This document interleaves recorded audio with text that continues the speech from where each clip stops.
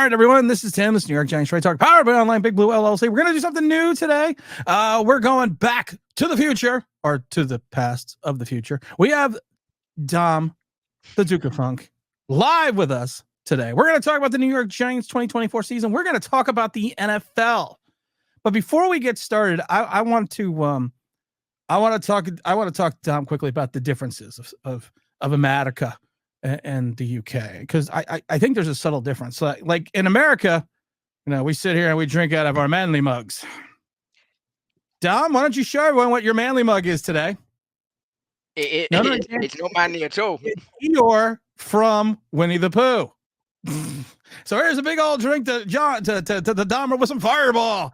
Dom, we got the 2024 season coming up. And you know what? And I have to have a brief pause to talk about the 2024 New York Giants. Did you watch a lot of the preseason? I didn't see any of the Jets game, thankfully. But I saw on that one. Yeah, I saw some of the other two, but I didn't see any of the Jets game. I heard how bad it was. I was like, oh god, I can't sit through that. The Giants, the Giants have become a little bit of a joke, I think, recently, because I don't know if you saw it, there was an article that came out where they anonymously interviewed agents, and they talked about the Giants on Hard Knocks. And everyone that they interviewed basically said the Giants put out a blueprint to other NFL teams of what not to do. That this show made them look horrid. The show made them look just god awful. That this show made them look like at times that they didn't know what they were doing. That when they go 4-13, someone said that, this is going to be the snapshot in time that we're going to go back to. I like how you're hiding the mug now. You want people to see, you don't want to see people to see the mug. But I've already shown it. This is going to be a snapshot in time of what got Shane and Dable fired. Then you look at the roster. Then you go into the preseason. Then you go into 53-man cut. I did a video saying, is this team better than I think it was the 2020 team, the first year of Joe Judge, where they went 6-10. And I broke down the roster, and you looked at some of the players that are on that roster, still the same players on this roster. But if you looked at the talent, I don't see this 2024 team being much better than a 6-10 team that was run by Joe Judge. And the common denominator since 2019 has been the quarterback and the owner. The owner's always been there. If you go out and get Malik Nabers, you go out and draft a wide receiver 6 overall to basically cure the ills of your quarterback. And I like how some people are now saying, well, he's not here to fix Daniel Jones. Well, that's not what fucking people were saying during the draft. So you go out and you go out in 6 overall, get yourself a wide receiver. You're basically looks like you're running the same style of offense. I love this before because everyone says this is the deepest wide receiver room we have ever had. And really all we did was add Nabers and now Bryce Wheaton Ford. I'm confused. I'm befuddled. As a season ticket holder, I am befuddled. Tell me something. We're going to start with this. Tell me something good about the 2024 team, because everyone says I'm negative. We could have given me warning of that question. I'd have thought of something. Well, that's why you were supposed to prepare. I mean, the good is Andrew Thomas. The potential is Malik Nabers. But you are struggling beyond that, unfortunately. I think there's probably still a head coach in Dable, but I don't think much of Kafka. And I think we haven't seen anything yet of the DC in New York. So I think you kind of have to sort of see how that settles. It will be a different defense under him compared to last year. But unfortunately, there isn't a lot of positivity. You mentioned that 2020 team. I saw the title of the video and thought, nope, before I even listened to it. And I remember saying when we had Gettleman was rightly fired.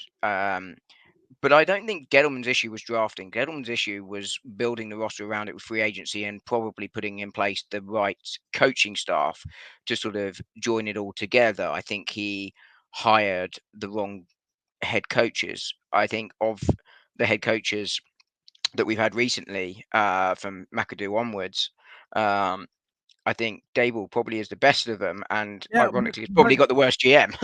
but to your point there, that we've seen and we've heard of the over meddling of John Mara. Do you think that Gettleman, his forays in the free agency were his own, or are we just saying that because we don't like Gettleman, or was there the push from the Mara to make these signings, to make these moves, to make, to go out and get, the smooth sounds of Kenny G? Because we're always saying now that Mara is overly involved with Shane, but he wasn't that way with Gettleman.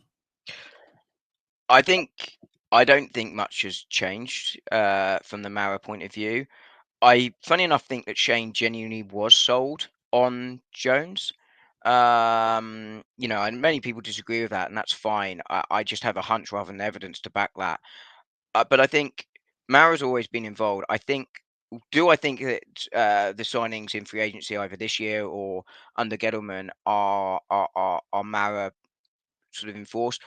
I don't think necessarily the names are. I wonder whether it's more of a you will win this year or I'm firing you, or you will make Daniel Jones work because Mara realizes that unless your quarterback can play, you don't win in this league. The issue is that Jones unfortunately can't play, and therefore you're not going to win with him. And there's a desperation there to try and make it work, to try and prove that they got it right. But I think the best teams realize they made a mistake and go out and make another draft pick. We've seen the best teams do that, where they've got it wrong and gone out the next year and changed it. So I think that maybe culturally is where he's interfering rather than necessarily on the names. But for all I know, it's the names as well. But I think that culture set, that desire to win and that desire to cut corners to win quickly. That's what bad teams do, and they make mistakes doing it rather than doing what I think good teams do. And they get a little bit of luck when draft picks pay off. But when you're doing consistently, is that luck or is that really good scouting? But they build properly. They build over time and put good pieces around. So we've brought Neighbors in to fix our quarterback. I think that's basically what we've done. Whereas if you take, say, the Bengals, they brought in Jamar Chase to support Burrow because they'd seen what Burrow could do. And they knew that Burrow could play, and they brought in Chase to elevate Burrow even further. Well, I don't think Neighbors will elevate Jones because I don't think Jones can find Neighbors. For bringing in bringing in for Burrows, Burrows already had I believe he already had T Higgins at that point, and I can't remember who the other wide receiver was. So you're right, they brought him in to more augment the quarterback, to give good young quarterback another target to throw at. They did not bring him in to revive the career of a quarterback. Yeah, they'd seen what he could do, and they helped him get it even better. Whereas we've seen what Jones can do, which is kill talent around him, kill his wide receivers, kill his tight ends. Evan Ingram, and another case in point, he's gone to the Jags. He's been with Trevor Lawrence, and he was Pro Bowl again last year. I mean, he made Pro Bowl under the Giants, but that was because there was no one else around the tight end. But his career's taken off. And you always ask the question, and the answer is nobody. Who has come into the wide receiver room or tight end room at the Giants and thrived under Daniel Jones? And the answer is no one. And the question is also, has anyone ever left the Giants and thrived? And I can think of a couple of people. I'm not much into European football, even though you now do multiple football podcasts or shows or whatever the heck they're called on this atmosphere. So I don't know a lot about the European game, but I have a question. Do they retire numbers over in soccer? Not really. I'm sure there are probably some examples of where they have done. I think there is a reverence to some numbers because very good players have either consistently worn it or a particular player has worn it. So, Manchester United, for instance, have the number 7, where some of the best players ever to play the game have worn that shirt. Arsenal has some iconic numbers. All clubs do, but we don't tend to retire numbers. Some fans get really worked up about numbers and who wears them. I never have. I don't think that's such a big thing culturally in the UK as maybe it is in American sports. But there are associations with certain numbers at certain clubs for different reasons. Arsenal had a player that died, and his number, he was an excellent player, and his number sort of had some reference attached to it as well. So there are different reasons, but not retiring numbers. Generally speaking, there probably is one or two that I can't think of. But so today or yesterday, whatever day this is going to go out, the Giants gave Malik Nabers number 1, which was a retired number, and first Giant number to be retired. And I have a little bit of an issue of it because of the fact that they did speak to the family, and the family gave the blessings for him to wear it, and then they're going to re-retire it once Nabers' career is over. But here's my problem I have with this, and maybe it's just me. The gentleman whose number they retired is a Hall of Famer. He's a Hall of Fame Giant. This is a little fact that people kind of overlooked, because not only is that his number 1 retired for the Giants, he was actually the first number to ever be retired in the NFL. So you literally have the pioneer of, okay, we're retiring this guy's number. This is the only time this has ever been done. That's what I was asking about soccer. This is the only time this has ever been done. This is the first time, and this is the first player. And the Giants thought it was a good idea to go to the family and ask, hey, can Malik Nabers wear the number? So we are placating a guy who hasn't even caught a pass yet, a guy who hasn't even caught a touchdown yet, a guy who hasn't even played an NFL game yet. And we are taking the very first number in NFL history to ever be retired and say, you know what, we're going to give it to the 6th overall pick. Now, I'm not saying Malik Nabers isn't going to be awesome, but there is plenty of 6 overall picks, and I'm looking at you, number 8, who never panned out in this league. And you are basically giving the gentleman a retired number of a Hall of Fame, NFL Hall of Famer, and he's done bumpkiss. Yeah, I mean, like I say, I'm never too worried about numbers. However, I think you have to respect the culture and the tradition and the history of the game you are watching. And in the NFL and other American sports, numbers are probably more important than they are in European sport. And I think the history of this number speaks for itself. You've just articulated what that is, really, really well. And this, although I'm not really worried about numbers, this didn't sit well with me for when I put on sort of the American context around this, particularly in the Giants' 100th year. This is a historic year for the organization, and it's not going to be an auspicious year by the looks of things on the field. And while I think the Giants thought this would be a PR success, and it may well be with an element of the fans that are desperate for success, I'm not sure it is, because this is like the Steelers, this is a storied franchise, a historic franchise.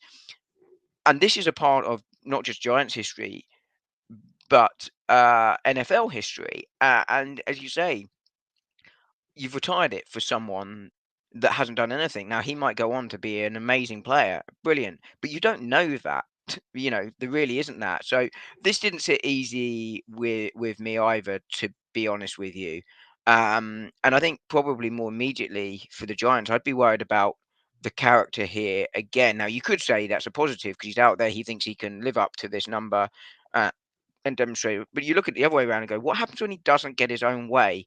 Because he's clearly asked, and we clearly felt, well, we're going to need to, placate him here, because otherwise we're worried about what he's going to do. And that worries me in a team that's not good. But overall, it didn't sit easy.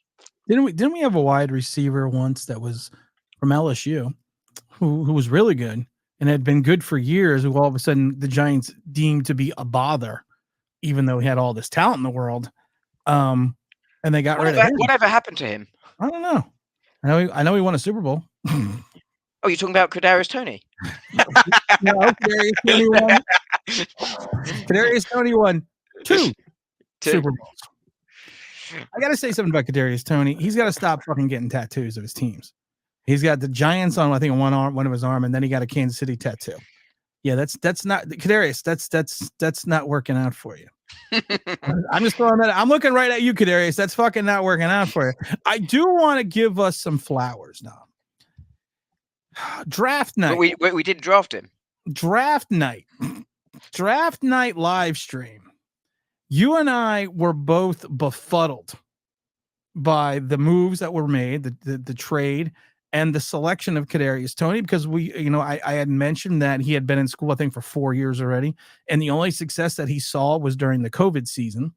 And while he had the necessary speed always does not translate directly onto the football field. And we literally went on a long diatribe about that, about how we just didn't think he was going to be the right fit for the Giants. And I believe I said, I can't remember the exact line, but I said that he was going to be gone in a year and a half. And he was gone a little over a year and change. Because he was a guy that you knew he was the rapper. You knew he had an attitude. You knew if he didn't get the ball and didn't do things that he would be very truculent, like we've seen with potentially Malik Nabers could potentially be if he's not getting the ball. But he was that mistake wide receiver that the Giants used. And help me out again. What was the philosophy behind drafting Kadarius Toney? Was it to help out our quarterback? Yeah. What was the philosophy for drafting Wan'Dale Robinson? Oh, to replace Kadarius Toney. And to help out our quarterback. Help the quarterback, yeah. What was the philosophy for getting the smooth sounds of Kenny G? To waste salary cap and help out our quarterback. What was the philosophy for getting Golden Tate? To make a player that's never caused a problem anywhere get really, really irritated to the point he caused a problem and help out our quarterback. And what was the philosophy of getting Darren Waller? Oh, to help him pay for his divorce and help out our quarterback. People say I'm the fucking mean one. What was the philosophy of going out and getting Paris Campbell? Oh, you got to feel sorry for the guy. We wanted to give him a job and to help out our quarterback and to overpay him. And so this whole scenario has always been about helping out the quarterback. Well, so now we're going again. The same philosophy. We're going to help out the quarterback with Malik Nabers. We're now putting all the pressure on Malik Nabers. We're now giving him a retired number and the first drop pass. What's going to happen? The expectations for this guy are almost unfair, right? I mean, exactly. They're so sky high. He could go 1,000 yards, 15 touchdowns, and still not meet expectations. I mean, that would be a phenomenal season. I don't think it's going to happen. As I said earlier, I don't trust our quarterbacks to get him the ball. I think the difference between him and Toney is I think he's more talented, but he could still have that same blow up if he doesn't get the ball. But he just can't meet expectation. I don't see how he can because we're so desperate for success as a fan base. And I understand that we've been one playoff in since the last Super Bowl. Like it's I was trying to do the math. So it's 13 years. No math here. Yeah, math is math. Why did they change math? But and I understand that. Look, you were desperate for success. We've been bad for so long, but we've got to temper expectations here. If I had Joe Burrow or Herbert or any of those guys throwing to him, I would be far more enamored with the pick. My concern about the pick really simply is the wide receiver can get himself open in this team and still not get the ball consistently because our quarterback doesn't see him. And there's a concern. The other concern is that our quarterback throws them into trouble and they get hurt. We've seen it countless times before. Well, we saw it Saquon Barkley's rookie year. No, it was his sophomore year. Sorry, when he hurt his ankle. Actually, Daniel Jones threw it high, and we saw it again a couple times with Saquon Barkley. We've seen him almost throw Darren Waller and get decapitated in a preseason game.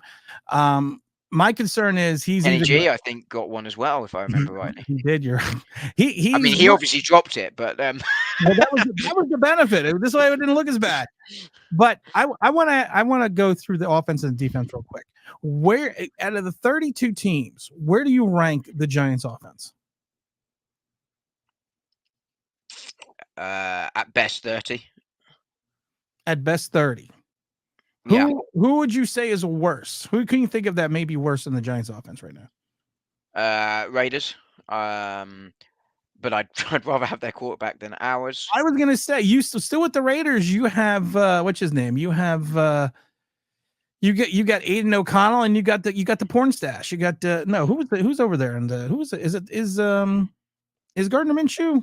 Gardner Minshew's their Yeah, quarterback. Yeah. that's right. He's their quarterback. Gardner Minshew is their quarterback. That's right. The porn stash is over there. So I actually like their quarterback room better than ours.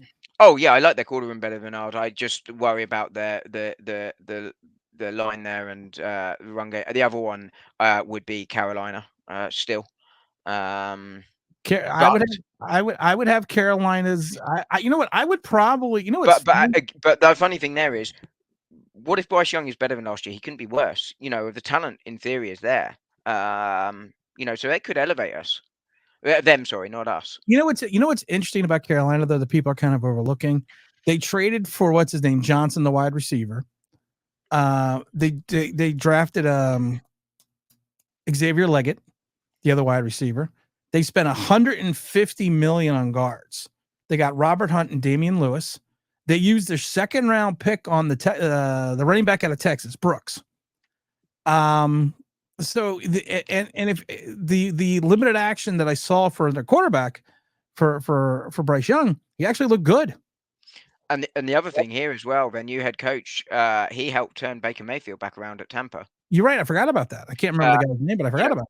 I can't remember his name now either. You know, and as you say, they put a lot of money into their O-line. So, you know, I'm using them as potentials, but it could easily be that they're better than us. Now, I would. The other one might be the Saints. I would say potentially they could be better than us, but I would still probably rank. I'd still probably rank them over like Denver. Denver to me is probably worse than the Giants. They're going to start Bo Nix. I believe Alvin Kamara is over there. He came over to be with Sean Payton. I think their tight ends. I think their tight ends will be okay. I think that'll help them. But I think offensively, I think with a rookie quarterback, they could be worse than the Giants.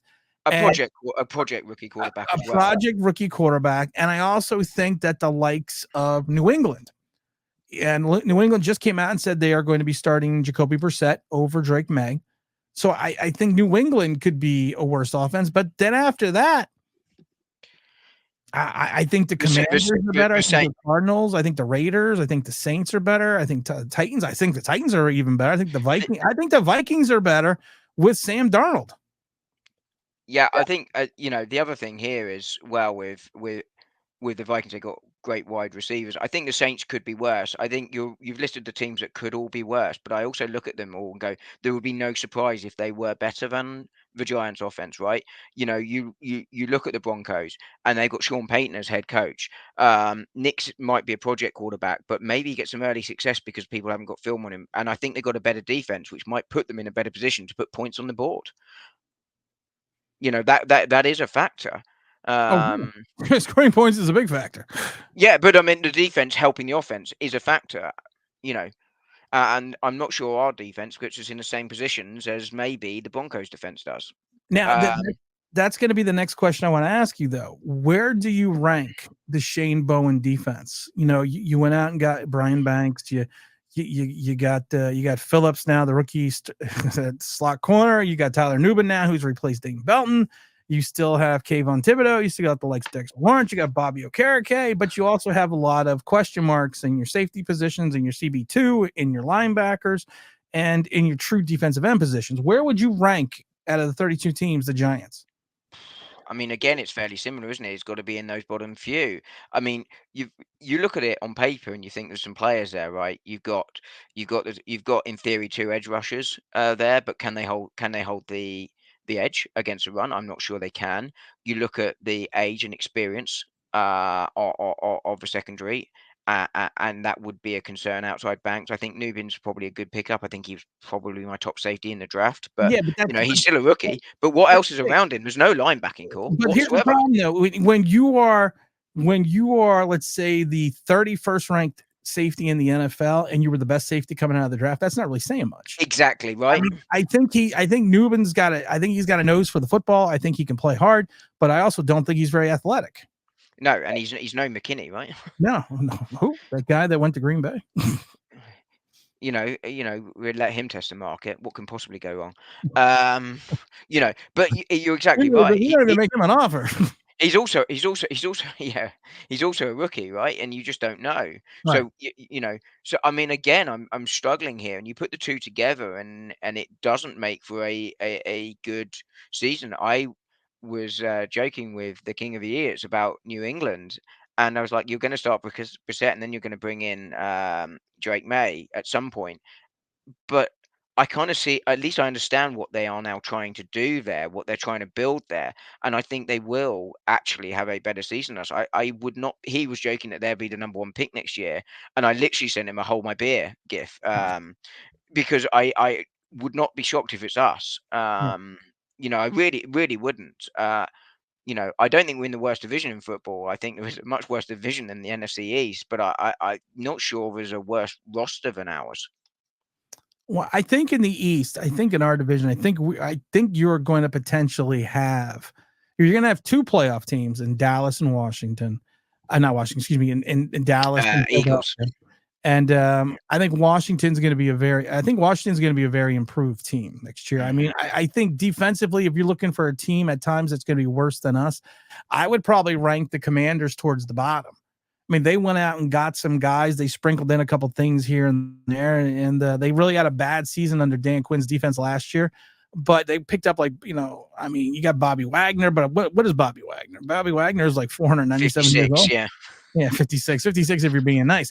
But I think that he is they're probably going to be one of those teams that if you look at it, they may gel because they picked up a lot of pieces in the offseason. They had a lot of cap space, Washington. But right now, I would probably rank the Giants defense probably like 30. And then I'm not sure who I would have at 31, but then I would have I might have Arizona at 31, but then I think I would have like Washington at 32 right now. Yeah, I was just looking through. I'm struggling to find worse defenses than that. I think the difference between us and Washington might be the positivity around the team with the new owners as well, and whether that sort of culturally really massively helps them. I know that sounds a daft thing to say, but I think an unhappy environment can have negative impacts on the field, and you know the new ownership, etc. I think that may well just help them sort of settle and sort of really energize a fan base again, and I think that could be quite helpful to them. Now, Washington has that energy right now, like you were talking about. There's a couple other teams that have that energy, and it's interesting that these teams that have that energy going in the 2024 season that were bad last year, they all have a common denominator. I don't know if you can think what that common denominator is on some of these teams that were bad last year, but there is an era of excitement about these teams in the league right now.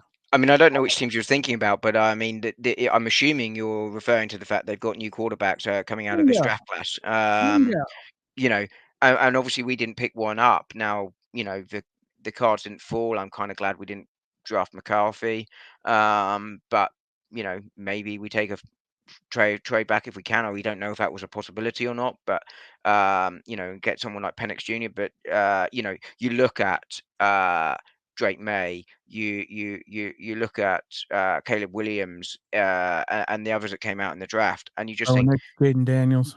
yeah, Daniels was the one I was trying to remember. I was just having a mind blank there. And you think there are three teams that will move forward very, very quickly. Bo Nix is a project, but you also look at their head coach and think, yeah, I trust him. Although I'm not, I don't think horrifically badly of Brian Dable by any stretch. I think he's a decent enough head coach. He's just got a very bad team. But this will energize the fan base. It will energize the team. And do I really believe that our team believe in Jones? I don't. Certainly Sauce Gardner doesn't for the Jets, but these teams will, and they've no body of work to suggest that they shouldn't believe in him. And maybe in 12 months' time, 24 months' time, they'll think differently because they see a body of work. But right now, they probably aren't seeing that body of work that will worry them. And even if it is bad in practice, they'd be like, "Well, he's a rookie, but we know what his ceiling is, and just give him a bit of time." That will be very positive for them, I think. The JJ McCarthy thing kind of bugs me a little bit. And I'm going to tell you why. Because people are like, well, we dodged the bullet with that injury. there in the Americas, you can gamble, and we have slot machines, and these slot machines are computer generated, and they have these programs, and they're regulated. And these programs, what they do is, even when you're not playing the machine, it's constantly moving. So even if you're not playing it inside the machine's internal mechanisms, it's still like it's actually active and playing. So what happens is, a lot of people will walk away from a machine, and someone will sit down, and then let's see, that person wins and they win big. The person that just left is like, well, I just fucked myself because I would have just won if I would have stayed 5 more minutes. No, it doesn't work that way, because it's the amount of time that you take to push the button is the amount of time to get up. Because like I said, the machine is constantly moving. The wheels are constantly spinning internally, and they're constantly playing, even though you're not playing the machine. I know this because I got friends that work in Vegas. One's a pit boss. So that's the reason why I know all this. So even if you walk away and leave, it does not mean you would have won, because of the fact that you would have to be pushing the button at the exact same time that other person would have been pushing the button for you to actually come up a winner. So I always tell people, when you walk away and you don't win, don't worry about it. Yeah, it sucks, but it doesn't mean that person stole your winnings. Injuries are the same way. JJ McCarthy's meniscus, if he's on the Giants, it's a different scenario, it's a different time, nothing may have happened. The issue with He could have been doing a different drill at that point in time, right? JJ McCarthy, the problem with his meniscus and why he is out for the entire year is because the Vikings were smart. They were thinking long term. And I'm someone that's had multiple knee injuries, and I've had tears in my meniscus, my mid meniscus. And a lot of times what they do is they fix it arthroscopically. They didn't do that. They actually went in and they sewed his meniscus back together, which in the interim will make it stronger and offer him more longevity for his career. So, because they're thinking long ball with the kid, because of the fact that they did take him with the first overall pick.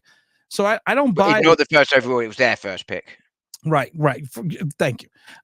So I don't buy this scenario of, we dodged a bullet by not drafting him. Because of the fact that he may have he looked really good in that his one performance. I mean, he looked fucking phenomenal. I was even shocked on some of those throws.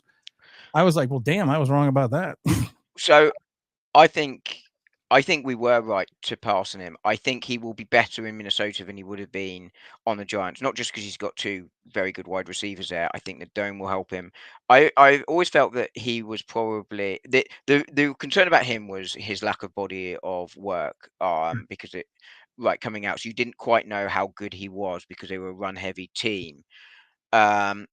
But I just worried about him coming into the Giants and the scheme fit and the expectations on him when he's got such a low body of work in the college game. I think they were my concerns on him and why I was glad that we didn't draft him. I also did worry about his arm, but I think that will be less of an issue in the dome of Minnesota than it is in Well, the cold field of MetLife. We've seen Daniel Jones's arm for the last how many years? And we're not concerned about that. Well, I am, but but I think he'd be better in Minnesota. I think that's a better destination for him. And quite often, when you're coming out, you see people that have done really well at college not transition to the NFL because it's a faster, quicker game, and they're no longer the physical specimen. They're up against people of the same talent, same physical size as them, and their advantages appear. But sometimes also it's because you end up on the wrong team, either for your skill set or because the culture is just not there for you. I, for instance, think Justin Fields could play. I just think it just didn't fit him in Chicago. I was referring to Baker Mayfield earlier. He's resurrected his career by going to a different team. Same with Evan Ingram in a different position. You can see people go to a new team and it fits better and it all works together. And suddenly you see the talent come through. So I think for McCarthy, Minnesota was the right place. But I'm glad that we didn't draft him because I don't think it would have worked in New York. A bit like Wilson at the Jets, right? Right. Well, or Sam Darnold, or any other quarterback that they White, or any other quarterback the Jets brought in. And since Joe Namath. Since Joe Namath, since the Richard Todd era, even Aaron Rodgers, who lasted 7 snaps last year before it went snap. And people forget the great Brett Favre was a Jet at one point in time, and Brown, of course, and everything else. Every year there's a surprise team. Every year there's a team that comes out of left field and kind of shocks. shocks the league about how good they might have been. I have a team in mind. I'll give you my team first because this way I'll let you think about it for a minute. I was thinking, is there a team right now in my mind that was okay last year that may make that next step? And it was funny though because I thought about it a little bit, and one team keeps coming back to mind, and that's Atlanta. That's the Falcons. You have the likes of Kirk Cousins as your starting quarterback. You're backing him up with Michael Penix. You got Robinson from last year. You got London. You brought in what's his name, Daryl Mooney. You got Ray. I think it's Ray McLeod the third. You got Kyle Pitts on that offense. You got a pretty good offensive line. I like what's his name, Chris Lindstrom. He's their right guard, and I think they're pretty set at what's his name, Jake Matthews at their left tackle position. You also went out and you got yourself a Matthew Judon for pretty much nothing. I like Mike Hughes as one of their quarters. You got Justin Simmons as the safety. You got AJ Terrell out there as well. I'm pretty good with their linebacking core. I like Zach Harrison a lot. I always have. You even have the great Lorenzo Carter there.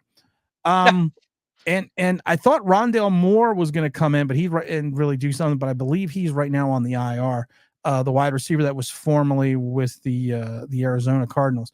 But if you're looking at a team to me that I think can make that step, Drake London. I forgot about the wide receiver. If you take that next step, I think this is the team that built itself correctly, offensive and defensively, got themselves a quarterback, and then they also went and understood that Kirk Cousins, 497 years old, even though he's thrown for 9,478 yards, but they also went out and got Michael Penix. Yeah. Even if there is a injury factor with Cousins, you got yourself, and I've said this a million times before, what I always felt to be the most pro-ready quarterback in the draft outside of Caleb Williams, and that was Michael Penix Jr. So my mind is I'm going Atlanta as that potential surprise team in the 2024 season. So that would have been my pick too. I think the other things you'd add to what you said. Sure, it was. No, it really was. Is some you've got Bijan Robinson there as well, who I don't running think back. Yep. and I also think that the NFC South is the worst division in football this Yes, year. it is. And I think that's a significant fact. That's 6 very winnable games right off the bat. Now they might not win all 6 because winning division games are hard, but I could see them winning 5. Well, that's 5. That's 5 from But 6. even if you win 4, Yeah, exactly. So I think you're absolutely right there. So I think just to throw a couple of different names out there, and I was just running through them.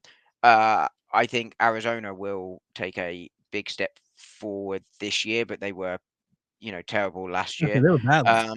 But they'll have Kyler Murray back, so I don't think that's a sort of a true step forward, and I don't think they're massively good. But I think the other team that you know they weren't bad by any stretch last year, but the team I'm intrigued by, who I think could do something a bit special this year, which maybe people aren't picking them to do, is Jim Harbaugh's Chargers. They've got the quarterback in Herbert. He knows his way around the NFL. There's a lot of feel good factor around him. They've got 3 running backs that can, all do something led by Dobbins. They've got, although they're veterans, if they stay, and they need to stay fit in Mack and Bosa, they've got something there. But I just like their head coach there, and I just think he could do something there where maybe people aren't quite expecting because they're looking at that roster and thinking, how many stars are there? But I think Falcons are absolutely the team here. I don't necessarily think they're a surprise team because I think when you start breaking it down, they're the obvious standout candidate. Does that make them a surprise or not? I don't know, but it certainly makes them a team that I think will make the biggest jump this year. What's your team you think is going to be the biggest failure this year? Doesn't have to be a team with high expectations. It just could be a team that's going to somehow end up rock bottom. I wouldn't be shocked if the Giants did that. I think the team that probably people have slightly higher expectations of that may well fail are the other New York team, the Jets. Now, I've really, really liked their GM, Joe Douglas, but something doesn't feel right there this year when you hear the noises coming out. They've got the guy, I'm just checking his name now, Reddick. Of course, they traded for. They can't get him. On They Reddick, can't get him to turn up because they can't agree a contract. You worry that Rodgers. We know what a great quarterback he's been. He's coming back off a big injury. He's not exactly the most affable guy. If things aren't going well, a report came out today about Aaron Rodgers that he is not the he is not the most liked guy or the most likable guy right now in the Jets locker room. I know it's shocking because in Green Bay, he was just, especially those last 4 years. I mean, we always used to make fun of. I mean, it was icky in Green Bay, to be fair to him. Like we used to say, Aaron Rodgers thought Green Bay was icky. So does he think now that New York is icky? I'll let you know once I've spent a couple of days in a dark room.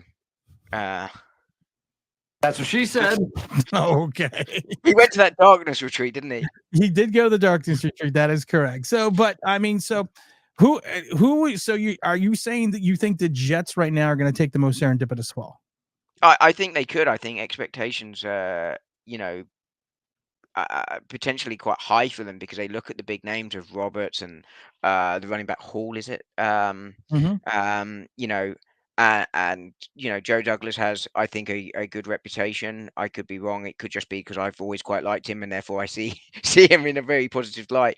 But I mean, people always think the Jets are a joke, right? And you understand why. And New York football's a joke, unfortunately, right now. But I just think that the talent-wise should have them higher than I think they will end up because I just think something is wrong there. And I spoke earlier about positivity around things like Washington. Well, I think the opposite could be the case here in New York, and you see them do terribly as a result of a negative culture and a negative vibes around the team. And they also are the unluckiest team in football. If anything can go wrong, it will go wrong, for them. Yeah, the Jets have been one of those enigmas wrapped in a riddle. I got two teams in the mind that I think are going to be at the bottom of the heap, and I feel bad because one of those teams is the king of the idiots teams, and it's going to be. I think it's going to be a toss up between the Patriots, who I think right now Vegas has at a total of 4 wins. I think starting Jacoby Brissett was a good idea. I just don't see the talent level on this team. And I think that they're going to be anywhere between 31st to 32nd team in the league. And honestly, I got to go with the Giants. And it pains me to say that if there's a team that could be on the bottom of this, it's New York. Someone said to me the other day, and I thought this was interesting, that Daniel Jones has never played with an 800-yard wide receiver. He's never had a wide receiver go over 800 yards. And I thought to myself, I said, is that the fault of the quarterback or is that the fault of the wide receivers? Well, I think at some point it has to be the fault of a quarterback, right? It's not like he's had 2 years. Yeah. He's had 6 years, right? And a lot of wide receivers. I think those two teams, I think, will be fighting it out, possibly with Carolina to be, and possibly the Raiders to be the worst teams this year. I think the reason I don't pick those two is because I think everyone expects them to be here. I think the difference is the Patriots, I think, acknowledge they're in a rebuild, have started off in the right way. They've started off 100%. They've got an experienced quarterback in Brissett, like you said. He's going to start at some point. He's going to drop out. He's going to give way to Drake May. Exactly, and that's, I think, the right way to do it. It's sort of, I think, similar to the Falcons we were talking about earlier. Drake, Cousins, he might well play the whole year. Probably will. So I think it'll be slightly longer there. But I think the Patriots understand where they are. So while they might well be the worst team in football, they at least know there's a reason behind that, and that is, we understand where we are and we understand what we need to do. And that might make this year rocky, might make next year rocky, but we have a plan to move forward. I think the Giants is a dumpster fire, and I think people know that. I picked the Jets simply because I think people have higher expectations, and I just don't think most of the power rankings have the Jets anywhere between 12th to 15th in the league. And I wouldn't be shocked to see them finish 25th. I wouldn't be shocked either because they are the Jets. I mean, they haven't made the playoffs in 10 years now, whatever the fuck it is. I mean, I don't know what it is, but I meant to ask you, how do you like my jacket? It's shiny. Are you digging my jacket? Hold on, I gotta just take everything off there. You digging the jacket there, Dom? It's the Carl Banks bad fellows jacket that they were pitching last year. So it does look nice. It does look nice. It does look nice. I don't make fun of Carl Banks, but I don't know what fucking people are talking about. I have to say something. Someone told me the other day, and I saw you on a soccer show. What's the name of the soccer show you're doing now? I don't know. True Gooner is one, and Gooner Gathering is the other. The True Tuna and Guna Gathering, Kuna Matata. True Gooner and Gooner Gathering. And I watched one of them, and I was like, very good, very nice, very high production value. I thought to myself, and the reason I thought to myself that someone said to me the other day, you know why I don't watch your show? And I was like, well, because you're a fucking idiot. And he goes, no, because you don't have production value. So, Dom, I am gonna try to have production value. Go on. So, since you are from the UK, I went out and I got something. Oh God! For production value. Here you go. This is for you. It's a fat controller. It's a fat controller. Also known. He's not called that anymore. It's not PC anymore. Yeah, you can't call it that anymore. Now he's the sparsely overweight controller. So look, high production value. I went out and got something for Dom, just for him because he's from. So I'm having high production value now on the show. I just thought that was interesting. What do they expect? It's a YouTube show. Everything that I say and everything that I do, the reason you don't like me is because I don't have production value. Nearly every show like this is a guy or two guys or two people with a microphone talking to each other. And we have so much. You're not tuning in for that. You're tuning in for the talk, right? Right. I mean, God knows why they're listening to you, but we have so much production value. Yeah, we got so much production value. See, we got special effects, we got hosts, we got guests, we got Dom. But I just thought that was so funny that. Can you bring him back so we can go? I love the Giants. What? I love the Giants. Nice jacket, Tim. See, production value.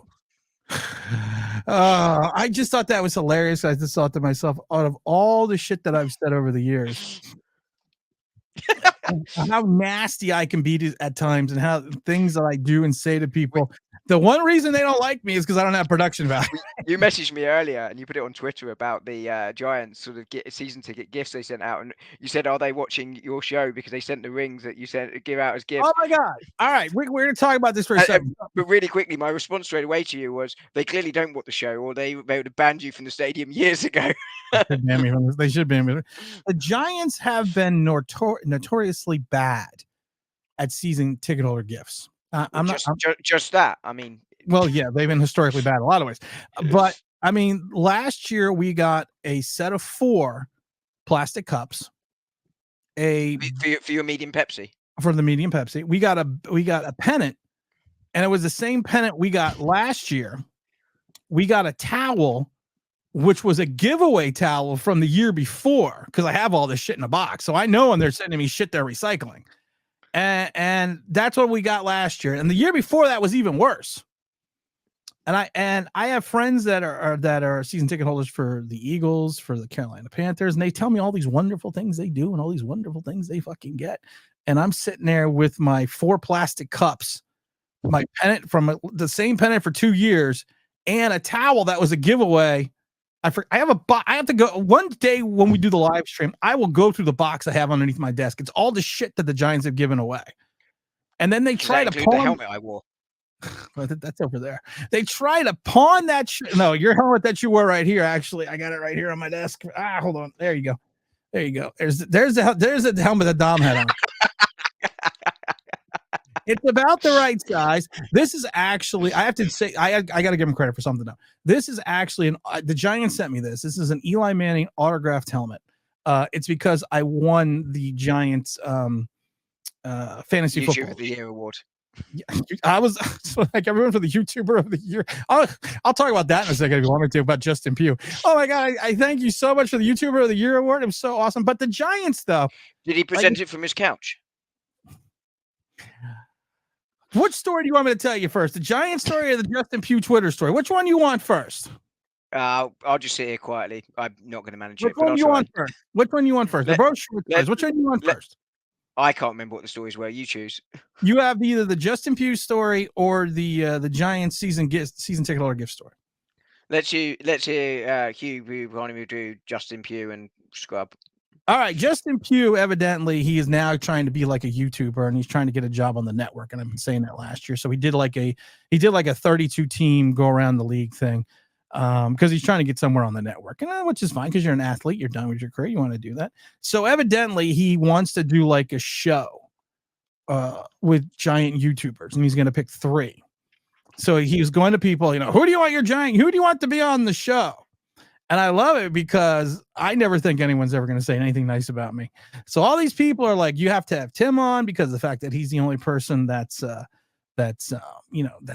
that he'll tell you like it is. He's not going to bullshit you. And all these people are saying this. I'm like, oh my God, these people are being very nice about this. And then I'm thinking to myself, how many times did I say Justin Pugh sucked last year? He should have stayed on the couch. And then he was one of the reasons that we almost got our quarterbacks killed. And these people actually think he's going to say to me, hey, Tim, you should come on. You should come on. Aren't you the same guy that told me that you should have stayed on the fucking couch after you gave up 10 plus sacks in like 9 games? I'll tell you what, though, if he does, you've got to give him great kudos for that. And also, his show better be Justin Pugh on the couch. Really, genuinely. That would be balls. That would be balls, and there's not many people in the Giant community that have balls. Let's just be honest. But so the Giants season ticket holder gifts have sucked. So this year they were like, it's the 100th anniversary. We're going to do something nice. I have the gift right here. So beautiful box. Well, I have to take down. Do you want to drop me off? I was going to say. No, I don't need to drop you off. I'm just going to move you out. I can still hear you. Can you talk?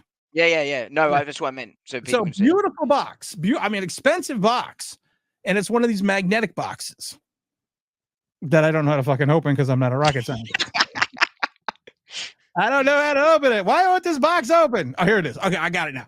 Magnetic box. Beautiful box. Watch this. At least people know we're live. Yeah, we're live. We're live, even though listen, if you're watching this, we're not live because we're pre-recording this and we're doing like the Kamala Harris interview. We're pre-recording this so we could edit it later. But so we have the beautiful box and you open it up and I'm like, beautiful letter from John Mara and all this stuff and Bob Tisch. And I thought to myself, well, this is great. I love this so far. Then I go inside. Why is Bob Tisch writing you instead of Steve? Steve Tisch, you're right. I'm sorry. So shut the fuck up. Nobody likes you. So then you get this beautiful ticket, anniversary ticket in Lucite, and you get a box full of rings. And I was like, wow. So hold on, Don. Are any of them Dakota rings? Wait a minute. So I got this beautiful box of rings. I really do like the ticket though. The anniversary ticket. Yeah, that looks nice. This is actually really nice. This is actually really nice. I thought this is from the first game, but I was looking at the rings and I'm like, so I go to myself, let me see these. So here's the rings. Boy, these look really familiar. The whole box looks familiar too. And then I was like, well, let me go see. And I look at this one, I go, oh my God, these are great. Then I reach into my drawer because, oh my God, these are great. It's the exact same fucking ring. The exact same rings. They went to the same guy that I bought them wholesale for so I could give them away. Start like 3 years ago, and they're giving me the same fucking rings I've already given away. Thinking to myself, you got more to give away now. Dom, I got like 7 boxes of these still. I still can't take the ring seriously, by the way. I can only ever think back to draft day that neither of us have ever seen. Why is the whatever thing that sport the ring? I quoted that the other day. I misquoted it horribly because we never seen the movie. But I got to give the Giants credit. They spent money. I know how much these rings cost wholesale. The box is nice. This season ticket, this thing, like I said, I love this thing. This ticket thing. That looks great. This, It looks this really is great. nice. It's like in Lucite or whatever the fuck it's called. This is awesome. I love this thing. So, you know, I got to give Giants props. But you sent me fucking rings I already have. Then my wife goes to me. She sees this shit and goes, Are the Giants listening to you? Because those are and she goes, it's the same fucking box. I was like, I don't know, honey. In fairness, that wholesaler's doing really well out of it. Yeah, because I thought I was the only one that bought any. Hold on, I'm trying to think. Do I have the box? I might even. I think I even still have the box in the drawer here somewhere in the magic drawer. Hey, look at that! In the magic drawer, we got ourselves an original one-line Big Blue mug. One of the first in the original. So Dom, not as good as the mug you sent me. We have been. I always told you I would never show that without your authorization. But just so people know, because I'm such a good friend, Dom hurt himself playing soccer, playing European football. Yeah. And he hurt himself pretty bad. So he sent me a picture of himself in bed. That kind of picture, guys. Sent me a picture of himself in bed with this like the shoulder harness and this big ass bruise.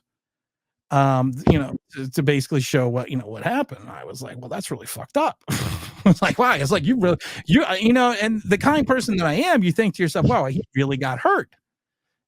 So my first thought process was, because I'm such a good friend, that I'm going to take this picture and I'm going to make it into something that I could use and send to Dom and hopefully make him laugh. Which it did. It did. And also your immediate response was to Photoshop the picture and put on it for a good time called 0800 or whatever it was. Yeah, I mean, like I said, I thought, and I'm glad you took it with with the humor that it was intended, because even my wife was like, my wife was like, after I sent it, she's like, do you think that he is going to be upset with you that what you just did? Because literally I photoshopped, I made Dom, I didn't have to do much, but I put Dom in these Austin Power glasses. And on the top of it, I have, do I make you horny? And then and underneath it, I have, if call 1-800 UK studs. That's it. Yeah. And I thought that was, I thought personally that was like the greatest thing ever. But my wife was at that point in time, she's like, do you think he's gonna get it? Do you think he's gonna get upset with you? And I told her, I said, all the shit I've done to Dom, I said, I don't even think this even ranks. Didn't make the top 10. I told her, I said, I don't even think this ranks the top 10. So where did that rank in the top 10? Just out of curiosity. 8. Only 8? Yeah, only 8. Oh damn! I thought well, next live stream I'm gonna have to show everybody. Because I think it was fucking awesome. I'm actually looking for it, but I don't have it. But Dom, we're gonna close the show out. I didn't want to go over an hour here, and I want to get your final thoughts on not only the Giants 2024 season, but also just the upcoming NFL season in general. Where do you think just your thoughts on where do you think the season's going to roll to? What do you think the Giants are going to do? Just whatever thought you got. So, I mean, the Giants are going to be hopeless. I think for me, that was fucking wonderful. So the Giants are going to be hopeless. Yeah, the Pats will be, marginally better. I think the intriguing thing here is still the disparity between the AFC and the NFC right now. I was trying to think about who the Super Bowl is, and I was going through the AFC and thinking, well, it could be them. It could be them. There's a lot of good teams. Like, Right. With the opening game, Chiefs Ravens, you're thinking, well, both of them could go right to the Super Bowl. the Texans are coming up. You know, you look through. You know, the Bengals are still good. The Browns are improving. The Jags, I quite like them. You know, the Dolphins, could they do something? You know, the Chargers I spoke about. You know, there's lots of teams. I'm not saying all of them are Super Bowl contenders, but you're looking at it and going, you know, there's a lot of competitiveness in that division. I then thought, well, I'll go to the NFC. I was like, who the hell's going to the Super Bowl? I was like, the Eagles, but they were horrid towards the end of last year. They were horrid. Yeah, they were bad last year at the end of the season. Yeah. I think injuries had more to do with that than anything else. Yeah, I think so. But and they've changed their coordinators. I think I like their 2 new coordinators, but you never know. And you think, well, you go to the NFC North, and I like the Lions. I've said a few years ago I liked where they were heading, but you know, do I really think they're a Super Bowl team? Probably not. You know, the NFC South is putrid. Although the Falcons will be better. And then I go to the NFC West, and it's like, well, the 49ers, it's probably them or the Eagles, but you know, neither are stellar teams. You put in the AFC and thinking, you know, struggling to get to the divisional game, you know. So I think that's an interesting thing that I'll be interested to see how that unfolds this season. How about you? Can I show it? Yeah, go for it. Can I show it? I gotta show it because I'm very proud of this artwork as well. Here we go for a good time. Here we go, guys. For a good time. Do I make you horny? It's 1-800-UK-STUDS at Poppycock. There's the best of adult entertainment on the West End. If there's any place that you're looking to go and get your Poppycocks, call 1-800-UK-STUDS. I love that, man. That was. I've got a quick question for you, actually. Shoot. Do I make you horny, baby? Draft, baby. Yeah. No, you got to do it this way. Now do it. Do I make you horny, baby? See, imagine.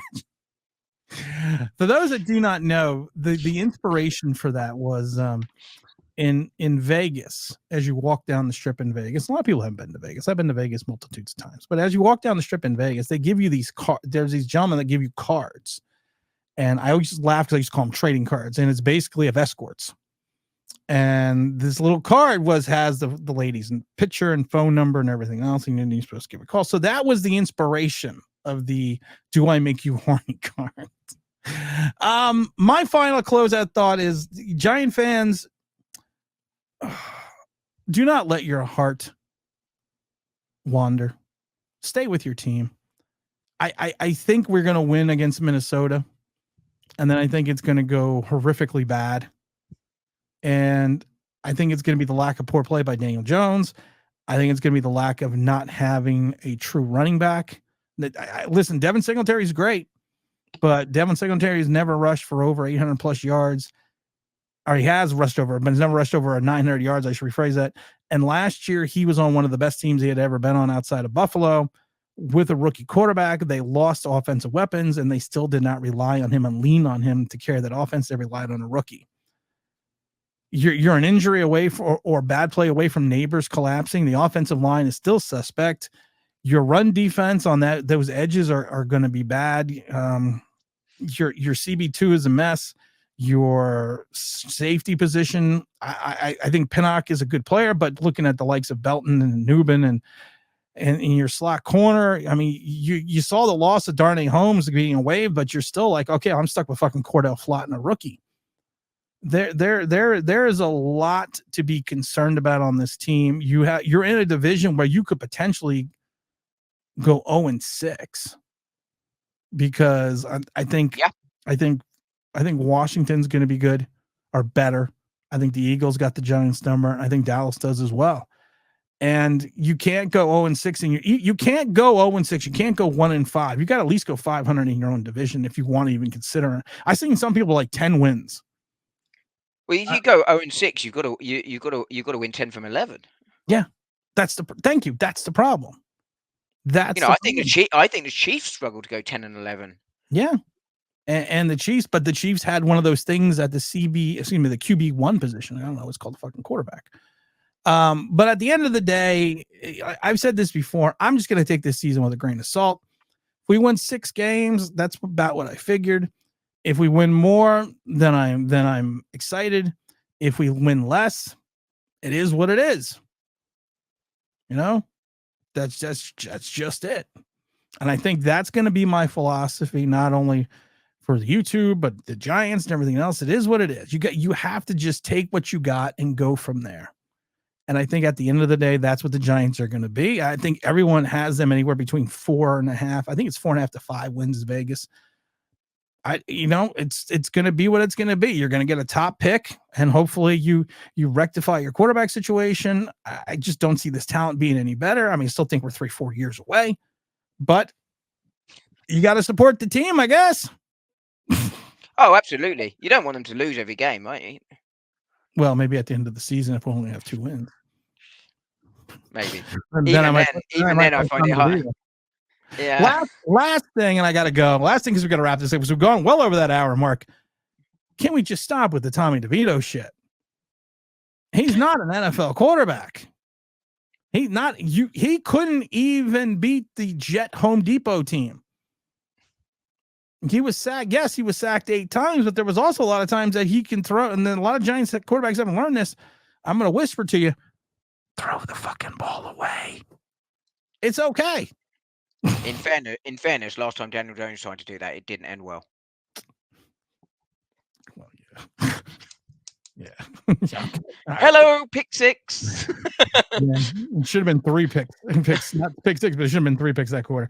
But on that note, I want to thank Dom for coming in and spending some time. Maybe we'll try to do this every once in a while, often bring Dom in for one show, talk about not only the Giants, but talk about the NFL. And as always, this is Tim, this New York Giants Straight Talk, powered by Online Big Blue LLC. Leaving us out with the Dommer. And you know what, guys? Make sure you like, make sure you subscribe, make sure you ring that bell, because you want to know why. It'd be awesome. That, and it's the only way to fucking grow the channel. All right, guys, we're out of here. See ya. Peace.